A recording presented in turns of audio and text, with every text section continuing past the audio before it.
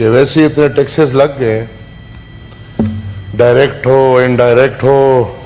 پاکستان میں تو یہ ٹیکسز کی بھرمار میں زندگی گزارنا مشکل ہے. میری گزارش ہے کیوں نہ 3-4 چیزیں رہ گئی ہیں اس پہ بھی ہم ٹیکس لگا لیں کہ پاکستانی عوام جب سانس لے تو اس پہ ٹیکس ہو، جب زور سے سانس لے تو اس پہ پھر مزید ٹیکس ہو.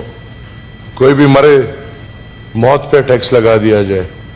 میرے خیال میں شادی کوئی کرے اس پہ ٹیکس لگا دیا جائے.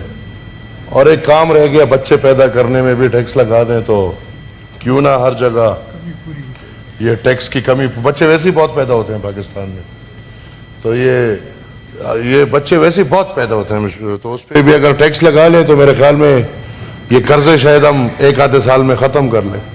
جناب چیئرمین، جس طرح میں نے پچھلے تقریر میں اس معزز ایوان اور پورے قوم کی ترجمانی کرتے ہوئے یہ ذکر کیا تھا کہ پاکستان بدقسمتی سے 14 اگست 1947 کو بنا لیکن یہ آزاد نہیں ہوا. اور آزادی میرے خیال میں بنیادی طور پہ ایک انسان، ایک ملک اور ایک وطن کی آزادی معاشی ہوتی ہے.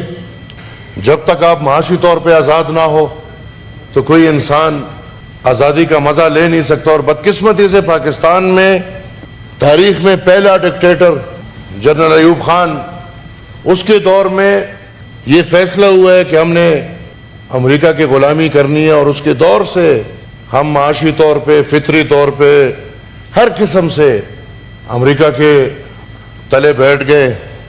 پھر ضیاء صاحب کا دور آتا ہے، کل بھی بات ہوئی مرد مجاہد، اور ضیاء صاحب کے دور میں ہم سے میرا مراد پاکستان اجرت کے لیے. آج تاریخ سب کے سامنے ہے. میں پچھلی دفعہ بھی تقریر کر رہا تھا، اس کو بار بار میوٹ کرنے کی کوشش کی گئی تھی، اس کو بار بار کاٹنے کی کوشش کی گئی تھی باہر سے. اور وہ بھی استحقاق ہے سینٹ کے فلور پہ کوئی سینیٹر تقریر کرے اور کوئی الفاظ ہدف بھی نہ ہو اور پھر بھی اس کو قوم کے سامنے ہدف کر دیے جائیں. میں نہیں سمجھتا کہ آج کے یہ باتیں بھی یہ لوگ سننے کو تیار ہیں، لیکن یہ تاریخ ہے اور یہ حقیقت ہے کہ ضیاء صاحب کے دور میں ہم نے مجاہدین کا چکر شروع کیا اور ہم نے یہاں پہ کیمپس بنائے، ٹریننگ کیمپس بنائے، اور وہ ٹریننگ کیمپس بنانے میں اور مجاہدین پیدا کرنے میں پاکستان کو امریکہ سے بہت پیسہ ملا. پاکستان کو نہیں ملا، لیکن جو پاکستان کے کرتا دھرتا ہے اور پاکستان کی ترجیحات اس بجٹ سے بھی واضح ہے، ان کو بہت پیسہ ملا. ان پیسوں کے مزے میں یا ان پیسوں کے لیے ہماری اجرت اس حد تک گئی کہ ہم نے ایک ملک کو بلکہ ایک پورے قوم کو تباہ کر دیا. اور تب سے ہی پاکستان کی اکانومی، میرے والد صاحب یہ لفظ استعمال کرتے ہیں کہ یہ وار اکانومی ہے. یہاں پہ جنگ ہوگا تو پاکستان کے مزے ہوں گے، پیسہ آئے گا، ڈالر ہی ڈالر ہوں گے.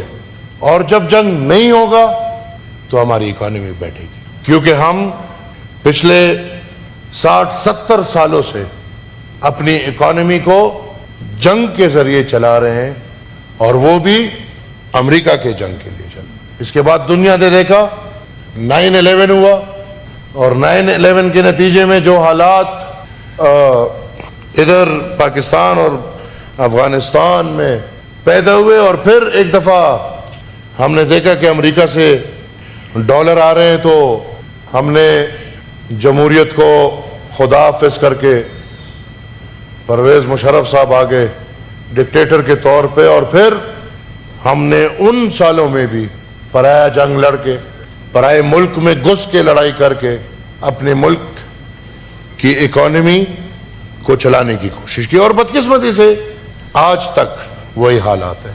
میں معذرت خواہ ہوں منسٹر صاحب، کوئی بات میں تنقید نہیں کرنا چاہتا، اور میں خدا حاضر ناظر ہے، میں کسی کی ذات پہ تنقید نہیں کر رہا، کیونکہ میں اور آپ ہم سب کو پتہ ہے کہ ہماری کیا اہمیت ہے اور ہم اس ملک میں کتنا کر سکتے ہیں اور کتنا نہیں کر سکتے. یہ بجٹ، اس بجٹ کی عکاسی یہی ہے کہ عوامی نمائندوں نے یہی بجٹ نہیں بنایا. یہ بجٹ IMF کا ڈکٹیٹ شدہ بجٹ ہے. اس بجٹ کے سارے فیصلے IMF اور اس بجٹ کی صرف نہیں، یہ نہیں کہ میں صرف ان پہ تنقید کر رہا ہوں، یہ بجٹ اور اس سے پہلے جتنے بجٹ آئے ہیں سب سے IMF کی عکاسی ہوتی ہے. اسی طرح اس بجٹ سے بھی قومی نمائندگی کی عکاسی نہیں ہو رہی، قوم کو ریلیف نہیں ہے، قوم کے لیے کوئی سوچ نہیں ہے، بلکہ یہ بجٹ سیدھا سادہ عکاسی کر رہا ہے IMF کا. تو جب IMF کے مرضی سے بجٹ بنے گا، بدقسمتی سے عوام کے لیے اس میں کچھ بھی نہیں ہوگا. ہماری ترجیحات آج بھی واضح ہیں. قرضدار ملک، قرضوں میں ڈوبا ہوا ملک جو مزید قرضوں میں ڈوبتا جا رہا ہے، اور ہم اپنا بجٹ بھی قرضوں کے پیسے سے پیش کر رہے ہیں، اور اس میں بھی ہمارا کتنے ہزار ارب لیپس آ رہا ہے. ایجوکیشن کا بجٹ کاٹ دیا، ہم اپنے بچوں کو تعلیم یافتہ نہیں دیکھنا چاہتے. ہیلتھ کا بجٹ کاٹ دیا، ہم اپنے عوام کو سرکاری طور پہ صحت کی فیسلٹیز دینے سے منکر ہیں. باقی عوام کے لیے جو کچھ بھی تھا اس کو ہم نے شرنک کر کے ایک دفعہ پھر اس بجٹ سے یہی عکاسی ہو رہی ہے کہ یہ پاکستان وطن کس کے لیے بنا ہے، اور اس وطن میں جو بھی حالات ہو تو مزے کس کے ہوں گے. وہ ڈائریکٹ عکاسی کرتا ہے کہ جو ڈیفنس بجٹ ہے ان حالات میں، جن حالات میں ہم نے فریش نوکریاں دینے سے انکار کر دیا، جن حالات میں ہم ریٹائرمنٹ کے ایج کو بڑھا رہے ہیں کیونکہ ہمارے پاس پینشنز کے پیسے نہیں ہیں، ان حالات میں کون اس کو ڈیفینڈ کر سکتا ہے کہ 17.6% انکریز آپ کے ڈیفنس بجٹ میں آیا ہے. ہمیں شرم کرنا چاہیے. آج جس حالات میں ہم بجٹ بنا رہے ہیں اس حالات میں ہم 2122 بلین روپیز پاک فوج کو دے رہے ہیں. کس لیے؟ کس کارنامے کے لیے؟ اس لیے کہ وہ آن بائی پہ ظلم کرے، اس لیے کہ وہ جب اس کا دل کرے تو وہ honourable leader of the Pakistan Muslim league بیٹھے ہوئے ان پہ ظلم کرے.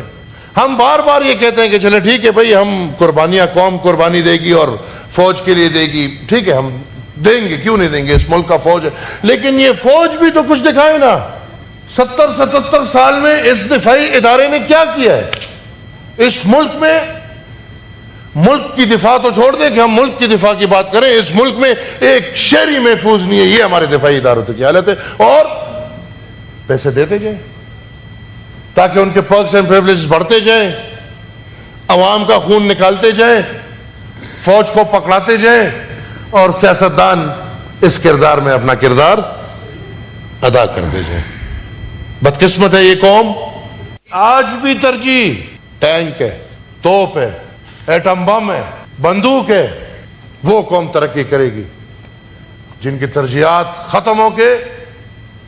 ہم چیختے تھے جب پاکستان آدھا ہم سے الگ ہو رہا تھا تو یہی چیخ ادھر سے کہے وہ بھوکے مریں گے.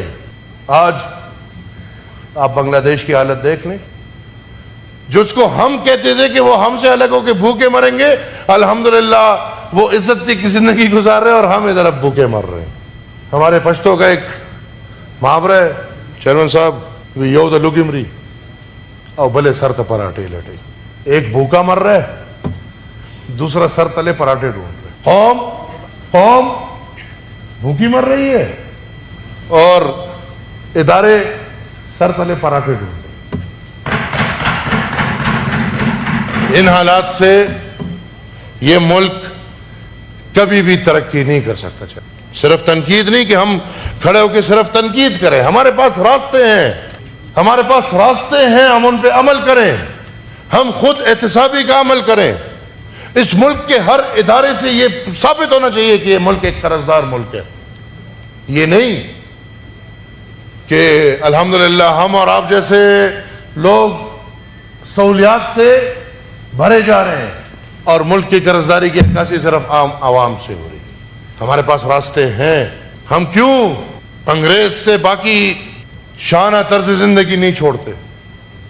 ہمیں شروع کرنا چاہیے پہلے پارلیمان سے. ہم قربانی دینے والے لوگ ہیں. ہم یہ سمجھتے ہیں کہ ہم اس ایوان میں عوام کے لیے آئے. ہم سمجھتے ہیں کہ ہم اس ایوان میں جمہوریت کے لیے آئے ہیں. اور میں دیکھ سکتا ہوں الحمدللہ کافی سینیٹرز اس ہاؤس میں ایسے ہیں جس کو اس سینٹ کی تنخواہ اور پرکس اینڈ پریولیجز کی ضرورت ہی نہیں ہے. کیوں بابا بھائی؟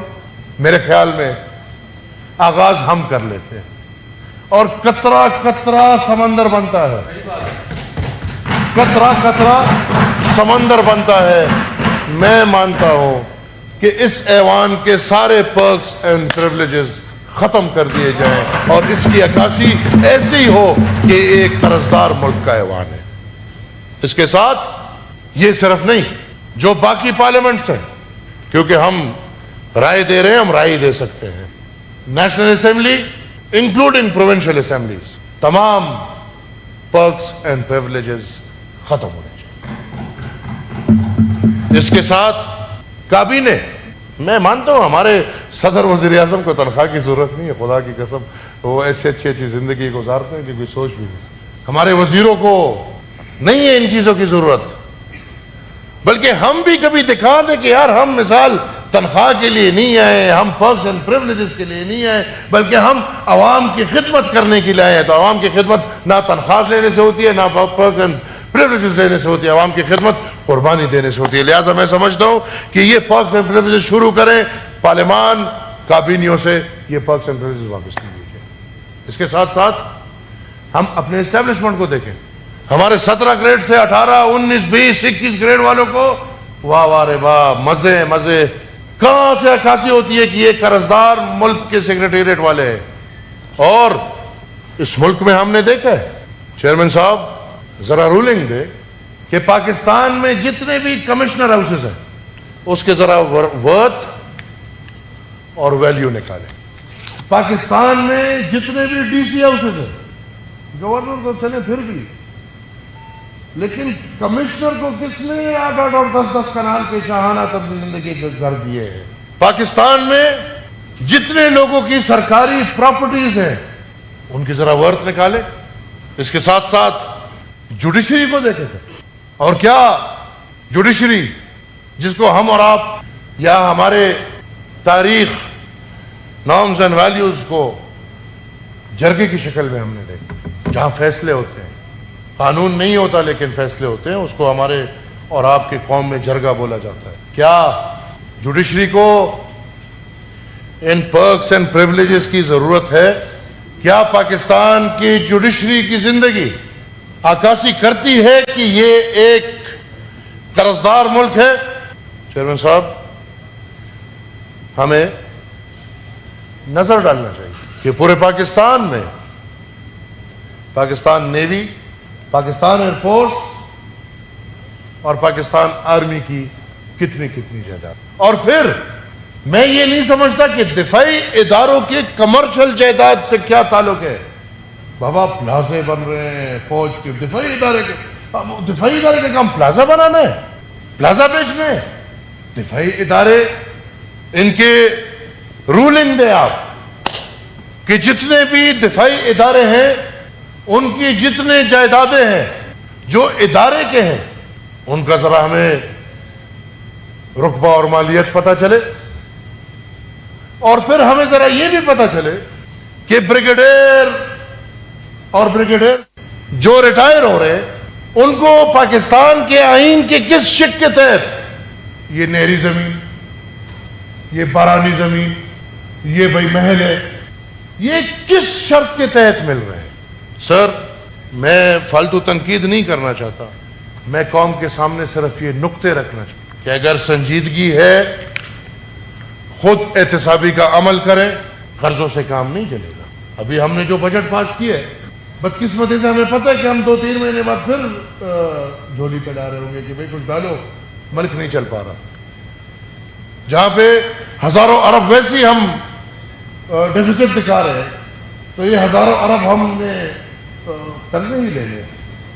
تو کیوں نہ ہم پہلے خود احتسابی کا عمل کرتے ہوئے یہ شاہانہ طرز زندگی کو ختم کر کے خرچے کو کم سے کم کیے جائیں, اور پھر جو جائیدادوں کی میں نے بات کی, جو جائیدادوں کا میں نے ذکر کیا, وہ سرکاری کمشنر, ڈی سی ہاؤس وغیرہ سے شروع کر کے دفاعی اداروں کے جائیداد ان کی قیمتیں لگائیں, ان کو پرائیویٹائز کریں, اور میں یقین سے کہہ سکتا ہوں کہ یہی جائیدادیں آپ کا پورا قرضہ بھی ختم کر سکتی ہے اور آپ کے ملک کو مزید چلا بھی سکتی ہے. ایک بات سر, اگر آپ کی اجازت ہو تو میں بجٹ سے ہٹ کے ایک بات سر صرف کرنا چاہتا ہوں.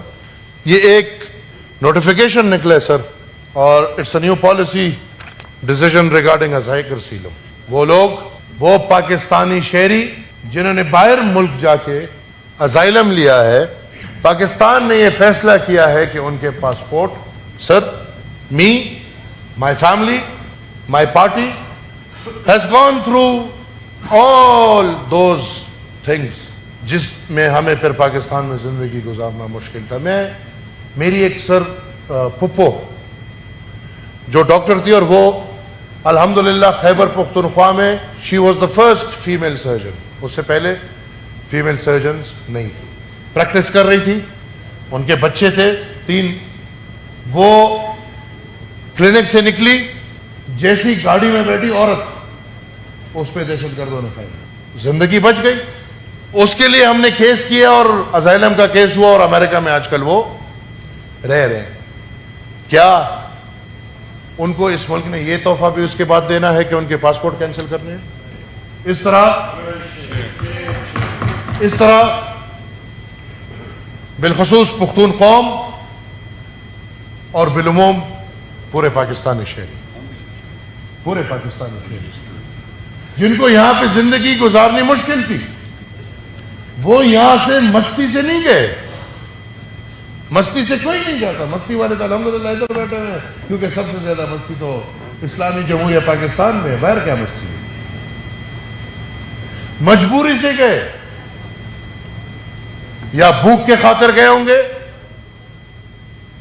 یا اپنے کپڑے کے خاطر گئے ہوں گے, یا اپنے آپ کو بچانے کے لیے گئے ہوں گے, اور ایک اور ملک انسانیت کی خاطر ان کے ساتھ یہ اچھائی کرتا ہے کہ ان کو اپنی شہریت دیتا ہے. تو اپنا ملک ان کے ساتھ کیا کرتا ہے کہ چونکہ آپ نے ان کی شہریت لے لی, لہذا یہاں پہ تو آپ زندگی بھی نہیں گزار سکتے تھے, روزگار بھی نہیں کر سکتے تھے, اب ہم آپ کے ساتھ یہ کرتے ہیں کہ اب ہم آپ کا پاسپورٹ بھی کینسل کر لیتے تاکہ آپ ادھر واپس آ بھی جا سکیں. اس پہ سر میں بطور عوامی نیشنل پارٹی پارلیمنٹری لیڈر شدید احتجاج کرتا ہوں, اور میں سمجھتا ہوں کہ یہاں پہ بیٹھے ہر مکتبہ فکر کے لوگ اس بات سے احتجاج کریں گے. میں چاہتا ہوں کہ آپ کے پاورز میں جو بھی پاور ہو اس کو استعمال کرتے ہوئے اس پالیسی کو واپس کر دیا جائے.